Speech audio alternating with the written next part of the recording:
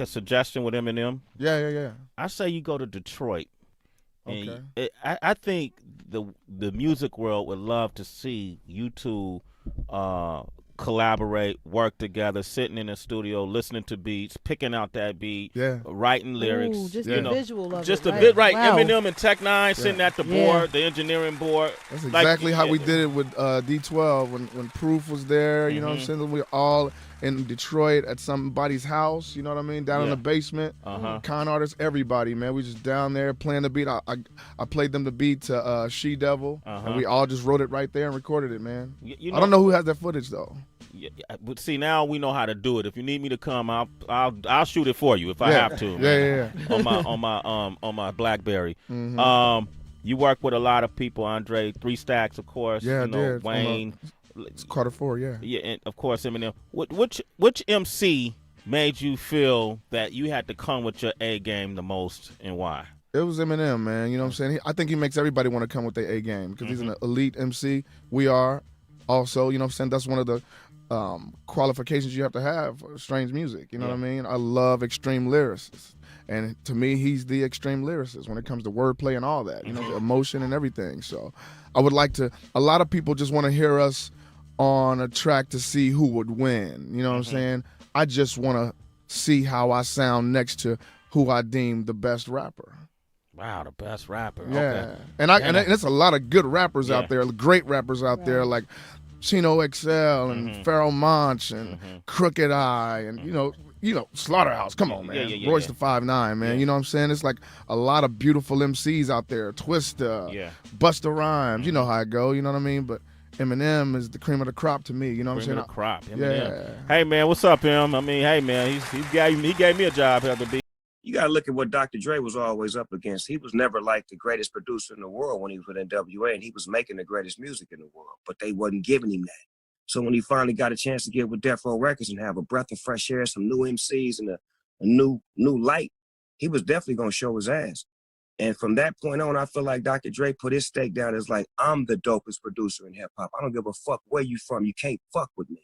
I can give you my track record and show you better than I could tell you.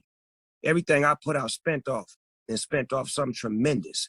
And I started careers that ain't never died. So with that being said, we have a great list of producers, but they can't say that. You ain't put out a nigga from the West, a nigga from the Midwest, a nigga from the East, and all of them successful? Yeah.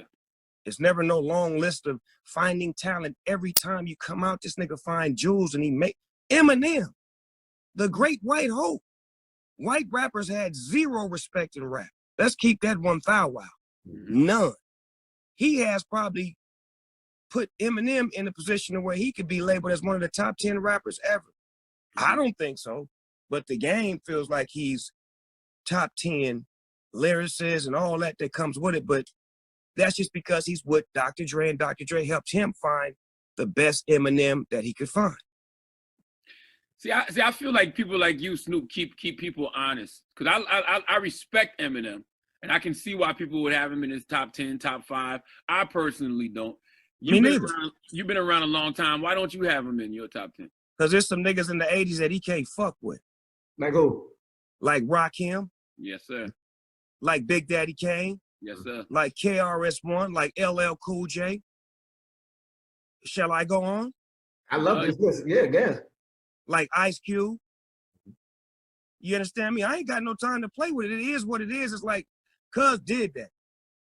He did that to the fullest. That's one of my teammates. That's one of my brothers. He did that. But when you talking about this hip hop shit that I can't live without, I can live without that.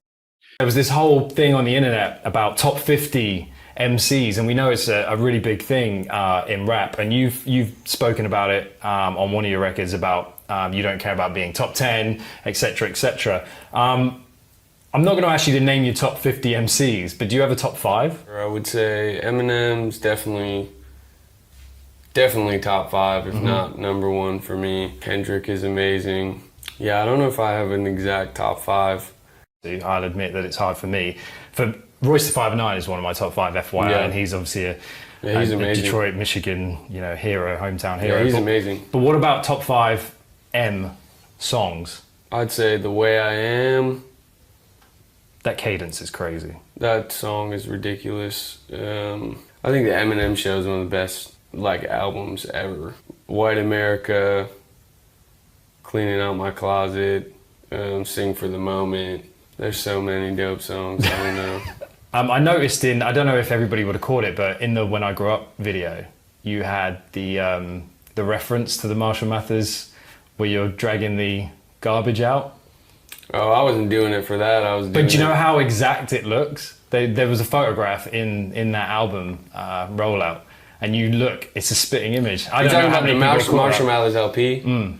Yeah, I know what photo you're talking about, but I wasn't doing it for that. I was working at a fast food place hauling trash. I had to finally address the whole M shit. I knew I had to finally address, like, you know, it's like if the Vietnam War happens, you gotta fucking acknowledge that it happened after it happens. Right. You can't just like proceed and be like, anyway, back to America. I feel you. Yeah, that album is very personal. That Yeah. album is very, very personal. But even that though, that turned out favorable for you though. Like I felt like most people, like just rap fans, like people who really cared about bars, like I thought, you know, niggas would never ever really see past the fact that you were going against like a heavyweight, someone's a legend. Why does everyone think I went against him? There was 2 songs on that album that came out. He was the first person that ever said my name. Well, it just felt like you got your flowers, I think is what he was saying. Got it. Yeah, You know, like you're saying, you people don't get actually credit? said, Yeah. They talked Yo, about your you did skill it. and your talent and how clever you were. You feel me? Did you feel that way or no? What's the question? That when that was happening, that you got your flowers, that Oh. people thought the response was amazing. they gave you the win, bro. You, yeah, absolutely, yeah. You beat Eminem, and again, he'll always be legendary. But I felt you earned a stripe where like people who didn't think, and maybe they were just uninformed, they knew at that moment that you could compete toe to toe with even someone we considered a legend, Yep. and that's big. Facts. And you showed up. Facts. How did you feel about that? Because of course there was a lot of internet shit trying to muddy the waters. I seen it. I yeah. seen the comment too. Yeah. The internet thing trying to muddy it, like, that was a little annoying because it was kind of like, we can't be a generation that rides, like, only because a person's a legend, you know, and strictly goes off that factor. Like, when we do something for our generation, like, step up and acknowledge what happened, hold it down. Like, that was not something I was expecting to ever happen, you know what I mean? And, like, I said what I said. I don't give a fuck. You can't hold me. You know, and that should be the narrative for anyone in our generation. Like, you can't just hoe us because you're a legend. And, like, that was weird. It was out of nowhere. It was weird. It was ill-timed. Mac's death had just happened. You know what I mean? It was weird. Like, yeah. In those moments that you're like either responding or you're even getting deep, like for example, Wayne was saying, or like you're responding to a legend, like how does that? How do you approach that situation? I want to know like your temperament and like, is like whatever, or you like really think about it or sit back and be like, damn, this is a moment. I mean, I remember I was cool with, I remember I was listening to what he had said about me or whatever on the Kamikaze album, and I was like, oh, this is funny. And I remember he said like one line that specifically, I was like, all right, bet, I'm gonna dog this motherfucker. And I was like, hook the mic up, and we went in the locker room of a place that we were performing at, and I just did that on the spot. Hours after that shit released. Hours? Hours, dude. I was with Odell the night before celebrating his that $100 million contract thing. So I was like still just drunk, like still like, Whoa, this way. motherfucker, man. Load the Pro Tools up, and we looked the picture up and started riding this motherfucker. I'm like, bet, woo woo woo, and I did 3 verses, and I remember I had like, it's funny. I remember I called Corday on FaceTime. I played him 3 verses, first 3 verses. He was like, bro. Like, this M, man, you gotta go off. Like, I'm like, I just went off, like 3, what are you talking about? He was like, man, you gotta, like, just finish him, you know what I'm saying? So I remember I put that 4th verse, and that fourth verse was the mean shit. Yeah. It's nasty. Okay. I don't care what color he is. I don't care none of that, man. You know what I mean? You know, real artists respect real artists, man. And especially like a conscious artist that sits down to write. Mm. And when he hears another artist that sits down and does his writing, and he know, brother, nasty. You know what I mean? Regardless, you can't take nothing away from his thoughts and his pen. Okay. You know what I mean? And M is nasty, man. I tell people to this day, if M was black, he'd be if M was black, he'd be the next Muhammad Ali, man. If M was black, he would not be M. See, and that's why I said it, because check this out. When you have Check this M out. receiving an award, and you got 50 whiteys with the same haircut as him getting in the public, you can be all 50 Cent you want. You won't get 50 Tysons get in. Right. Okay, so don't bring it this way, because M would not be M if he was black. Now, That's check for this sure. out. Check this out. I don't think so. Name how many black rappers is better than Eminem? Me, I'm not a fan of Eminem. Scarface, to me, kills Eminem a trillion times. My main poet kills him. Keres kills him. Nas kills him. All of those are different. All of those are like different style rappers, though. Yeah. Scarface. Like when I heard Scarface say, I wish that I could save everyone, but I'm a dreamer. I said, that nigga's nasty. I like that shit right there. You know what I mean? Smile for me and all that. I was like, yo, I'm starting to feel Face. Crazy, you know what I mean? I'm like, yo, Face is nice. You begin to feel him? You never felt him No, when he was Ghetto Boy? No, in the beginning, Okay. and not saying I didn't feel him, but in the beginning, you know, they was doing the, what's the name of their crew? Ghetto Boys. Yeah, the Ghetto Boys. They was doing the like, doom, doom, doom, doom, doom. It was an alright joint, but he didn't get a chance to air out until he started doing solo joints. The word is yours. Crazy. Yeah, you know what I mean? He didn't get a chance to air out, I feel, until he started doing solo joints. And I was like, yo, okay. Because when they was together, they was doing, you know, crew, you know, fun joints, Ghetto Boy joints. But when he started doing solo shit, he started rhyming, man. You know what I mean? See, M is more of a lyricist than a rapper to me. And, you know, like some of the people you just named, like Face is more like he became a lyricist, you know what I mean? Yes. Nas is more of a street rapper, he's a lyricist. Eminem don't speak on like a lot of street shit. He deal with, you know, personal shit that happened to him. But what I'm amazed at M is his writing form. If there was no hip hop, this guy might have wrote books, you mean? Writing is in him, that's Right, what you mean. you know what I mean? With He's or without right. music. Word is born. And, Okay. and I feel with the talents that he had, if he would have been black, he would have been just as good, you know what I mean? Because, you know, a lot of, you know, some black rappers, they got gimmicks with them, and the gimmick will get them over more than they rap. You know what I mean? M's lyrics speak for itself. So if he would have came, you know, maybe he wouldn't have sold as many records as he sells, but I think he would have still been nasty, black or white. Yeah, I just wish he would do less of that 50 Cent bullshit and more white trash shit. I don't care about the theme of the track. I just wish it would be more stuff like Stan or, you know what I mean? Right. Then when he tries to get in that gangster shit, don't fit him. That's not him. He's the only one who can dress as a clown, with all the respect. Right. And it fits him good. Right. You know what I'm saying? I miss a Biz Markie. I miss a Slick Rick. I miss a clown in hip hop, a serious clown in hip hop. Right. I just wish he would stick to this instead of doing some, you know, D12 little. I mean, to me that does not fit him. You know what I mean? The D12 thing. That's like, you know, I look at that like, you know, that's his crew, and he brought them in the door with him. You know what I mean? He came in the door with them and stood there with them.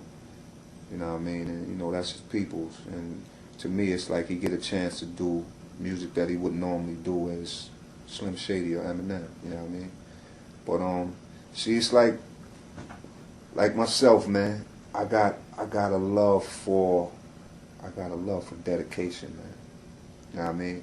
Because even myself, I fight that battle to try to stay dedicated to whatever I do.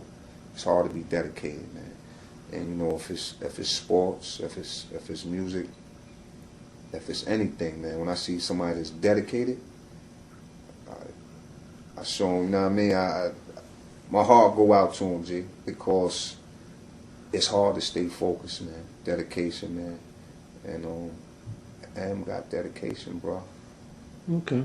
He got dedication, man, and you can hear it through his music. He's dedicated. Hip hop is new to me, so how would you define it? I would say it's not rap. It's not rap. It's a lifestyle. It's a culture, and it's for everybody now. You know what I mean? I feel like back in the day, more rap was just for a certain type of person. You had to go through certain things. You had to know certain words and criteria to be in the rap scene. Was it originally black?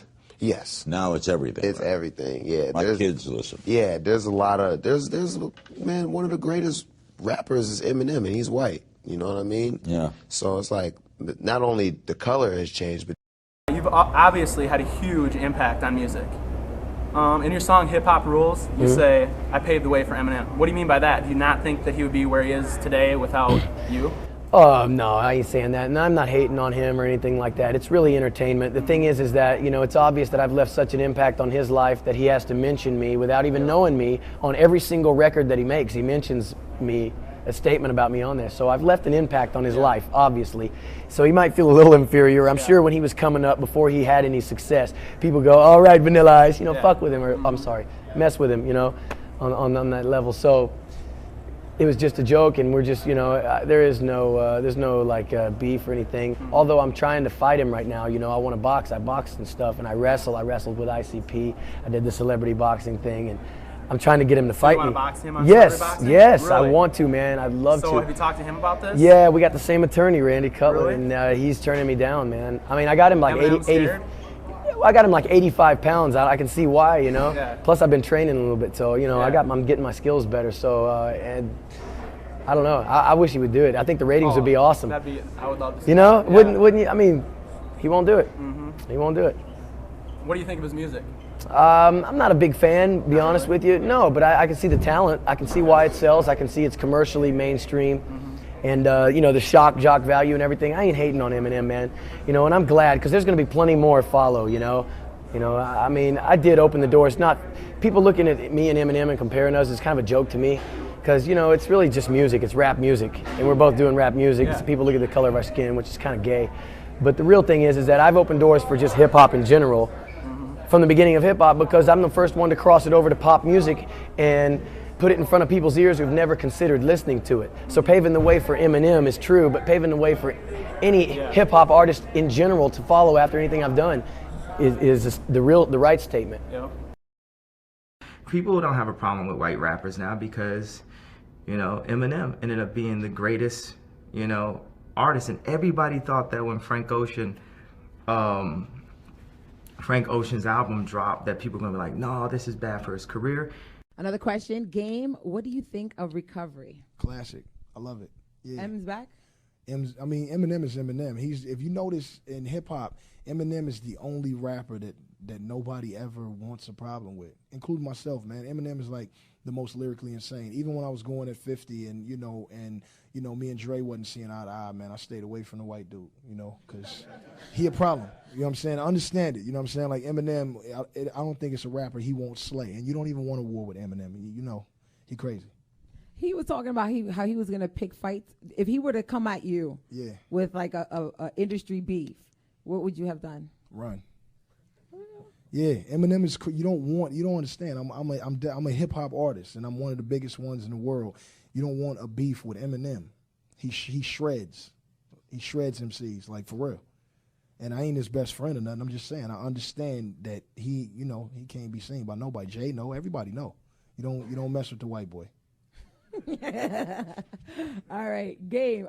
Back to the Raptor tour. You've been touring Australia. Yeah. What's it like for you guys? You're both young. You got Eminem, who's been in the game for so long. What's it like to be invited to be on a tour with him, and what's it like to tour Australia with him and be, I guess, friends with Eminem? Well, man, for me, I'm sure for him too, but I speak for myself. I'm such a huge Eminem fan, and especially from his first 3 albums, I was like all the way in. You know what I mean? I'm still all the way in because he's still amazing. But you know, that was a point in my life, a very pivotal point in my rap career. My rap, my first song I ever made was literally just biting Eminem and Nas. Yeah. You know what I mean? If you go listen, you would hear both influences. And I feel like when you start rapping in the beginning, you really just take all your influences and you just rap like them until eventually you become who you are from all these influences.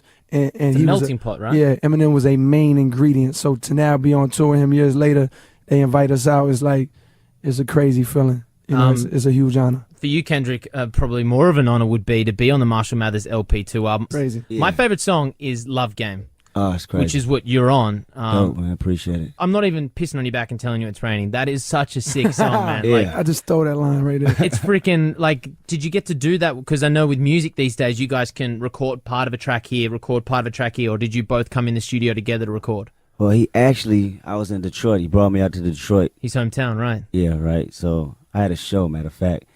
And he brought me to the studio, told me to come to the studio to do a hook. Like, in my head, I'm thinking it's a hook. I don't know if he told my people that, told my partner Dave. Okay. It's a hook. So I go in, do the hook, and he's like, I like the hook. Boom, right? So, First of all, awesome, thank you. Yeah, right. So I'm like, all right, cool, I'm finna dip. And he was like, you think you could do a verse? I was like, hell yeah, I could do a verse. what are you talking about? Can I do a verse? The thing with M was crazy to me. He kicks everybody out the studio. So he like... It's just you two? Yeah. It's not even him. He gives you your space. Oh. But it's almost... I took it as him kicking everybody out to see if that's really you writing them raps that you're writing. You Okay, because you've got like your little entourage who would have come with you. I came with about... I don't roll too deep, but I came with Soundwave, 2 T's, my security, and who else I came with? Probably Dave. No? Probably Dave. Yeah. Dave. So you got people who are in music who could write music, so he wanted to make sure that it was you. Exactly. That's crazy. So the moment I, go in the studio to do the hook, he just snatches everybody out, sits them in the lobby the whole time. So That's crazy. and And, it's a he works like phenomenal that. verse. Yeah, he and works when he like that. works, I only noticed because when I went to go work with Dre and was working on his shit, but he secluded. Like nobody's around. He's in the back, or he got a room to himself. It ain't no bouncing ideas. It ain't real no talk. It ain't none of that. It's straight, It's like none of that. in a Just dungeon. Straight riding. Even when I said I'm done, I was like, somebody get in, I'm done writing the verse. How long did that take you? It didn't take too long, probably about 45. Really? I was on a schedule though. Yeah. Like, I was had to move, like everything. Yeah. Was Yeah, rapidly. pinpoint, gotcha. But I'm in the booth and he was walking in and didn't know I was done with the verse. I mean, actually rapping it. Yeah. He runs out like, oh, right. like he you don't, wanna he hear don't it? want to hear it. Yo, he's a purist, dog. That Yeah. nigga's like a real Yeah. rap That's purist. that's old school kind of. Yeah, it's like a hip-hop. respect. Like you Real- don't look in nobody's notebook. When Yeah. we was young, it's like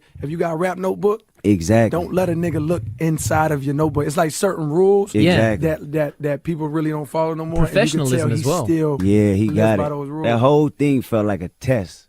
Yeah? Yeah, it And I felt think like you a passed. Crazy test. For sure, because I know he had more tracks for the Marshall Mathers LP2 album than what he obviously put on it. So, hell yeah, man, definitely. congratulations for getting Love Game on there. It was definitely an honor, man, because that's somebody I always looked up to as a not only a lyricist, but just a thinker and a genius musically. Are you coming out and doing that song with him in the set? Nah, I wish. Man. Damn. That'd be crazy. Man. I was just basically extremely nervous, last year getting on the Grammy stage, and he was just like, man, he's like, just enjoy it. He didn't tell me like, a lot of people would be like, oh, it's nothing. He didn't make it seem like it's not a big deal. He was like, but if you need reassurance before your verse comes, he's like, look at me, man. I'll give it back to you. Like he was like, just look at me and I will reassure you that you belong on that stage. And I did. I came out there, I looked right at him, and he nodded at me, and that's when I knew like I'm okay up here, And we had like an amazing rap Grammy performance. This one kind of has like a Eminem-esque kind of flow to it, and like even the music video with the kid watching TV and all that, it's just very reminiscent of like the early Slim Shady era. Did you notice that when you were making it? Yeah, I definitely, even with a lot of songs in this album in general, No Shame, I used a lot of Eminem and D12 like inspiration. I just went back and listened to a lot of a lot of their music because I felt like that was the stuff I came up on, and I felt like I was losing touch with that side of me of like creating that raw, real, meaningful, edgy music. So I just, yeah, I went and bought all the D12 albums, all the Eminem albums all over again, and I embedded it in my mind. Not to just like jock it and completely try to mimic it, but yeah, I just wanted those vibes to be flowing throughout the album, and yeah, so and that's all. I mean, it's kind of always been in my music as well. You can tell, but yeah, it's I can see it.